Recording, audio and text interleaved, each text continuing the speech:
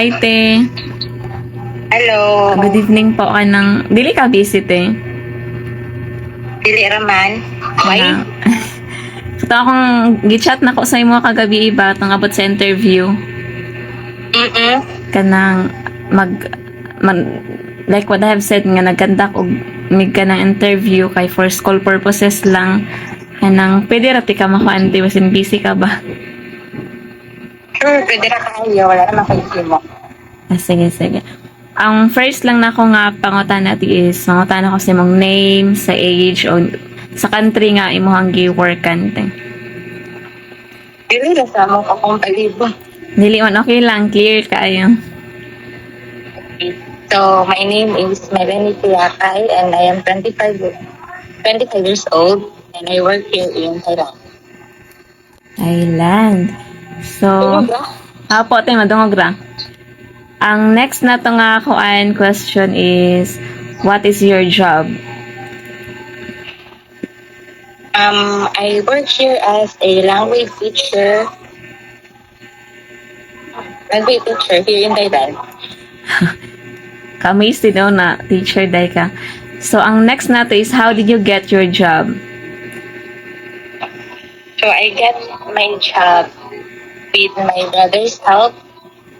So, he's also working here as a teacher and I was just recommended. So, I grabbed this opportunity to apply for this job and got lucky to be hired. O, maka-amaze ka kate. Kaya wala na kayo siya ingon nga kanang naglisod-lisod kag kuan. Ang third question natin kay, what motivates you to work outside the country? So, what motivates me to work here? So, we all know nga mas higher jud ang pay diri as pag mag-abroad ka compared to the Philippines. So, I guess that's the kanang akong gipang hawakan. One of my motivation para ma-provide for ang needs sa akong family. So, that's it. Okay, thank you for that. So, ang fourth question na to is, what are your plans after working overseas? So, I am planning na mag-save og money na food. Sorry for that. So, I'm planning to save money para I could start a small business lang, like water filling station, pagbalik na ako sa Philippines, or Wow. if bigger money akong ma-save, so I could start a coffee shop. Grabe ito, maka-amaze kayo mong mga plans. So, ang next na to nga question is, what are the advantages and disadvantages of working abroad? So, ang isang advantage in working here is yung lang gyapon sa motivation, like higher ang pay niya, mataas ang salary dito compared sa Philippines, and also, dili siya lisod maka-go to places here, like other countries. And so, maato, higher ang pay diri, and that the disadvantage is that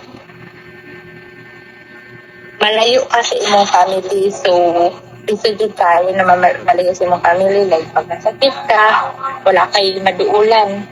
Or if you need them, mayroon kayo murag imposible na pag kayo nga makabiyahe dayon ka na nga kuan para makauban mo sila. So, that's the advantage in working here. Okay. Ang unang nga question is, have you ever encountered any form of discrimination when working abroad? So far as I am working here, wala pa ko yung na-encounter na discrimination towards my students or my workmates or sa mga tao na akong nakapalibot. Ka-amaze kay usually pwede na pag ang uban nga mga OFW kay kasi ma-abuse sila ba no? So ang next na to kay, if there are enough opportunities in our country, would you still choose to work overseas? Of course, if na ay better opportunity na i-offer sa atong country, I wouldn't dili na ako option na mag-abroad since lisod kayo ang kinabuhi sa abroad.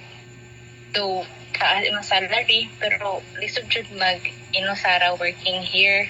So I would prefer to work in our country if naran jud sila ma-offer nga better para ma-provide ang gusto ang kanang mga needs sa atong pamilya.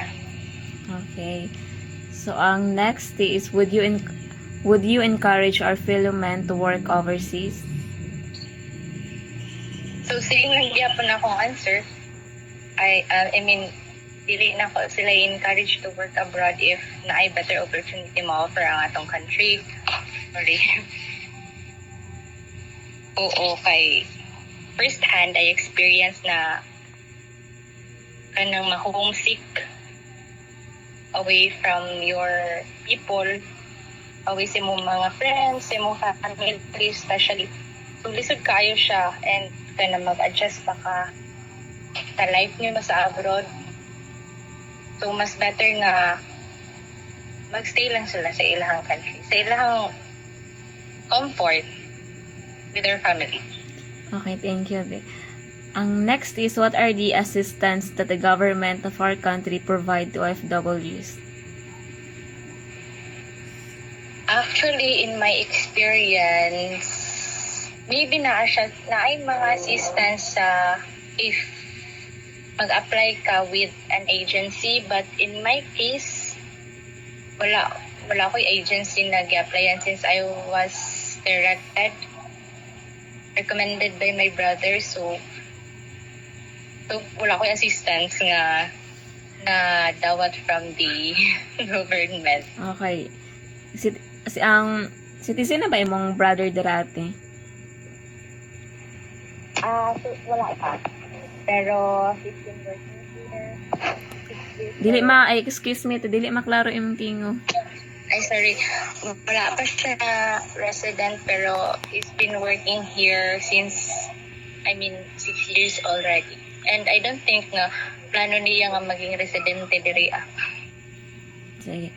Ang last na lang jud nito eh. Do you believe that OFWs are the new generation of heroes or the cold bagong bayani ng bansa?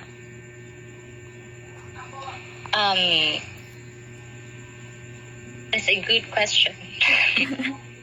So, akong tubag is they are hero in a way na they sacrifice themselves to work away from home and to para ma-provide ang need sa ilahang family. However, siguro in terms of the economy, I don't think nga ma-consider sila as heroes and tama ba? Apa. Since kanang I don't know kung na sila ma-contribute sa atong country if you're working abroad.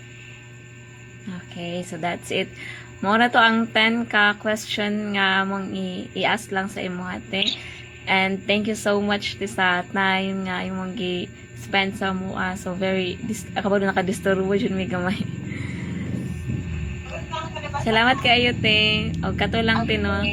Thank you kay sa time. God bless. Okay, thank you. I hope nga nag-make sense ako mga tubag. Okay lang te, okay lang kayo to.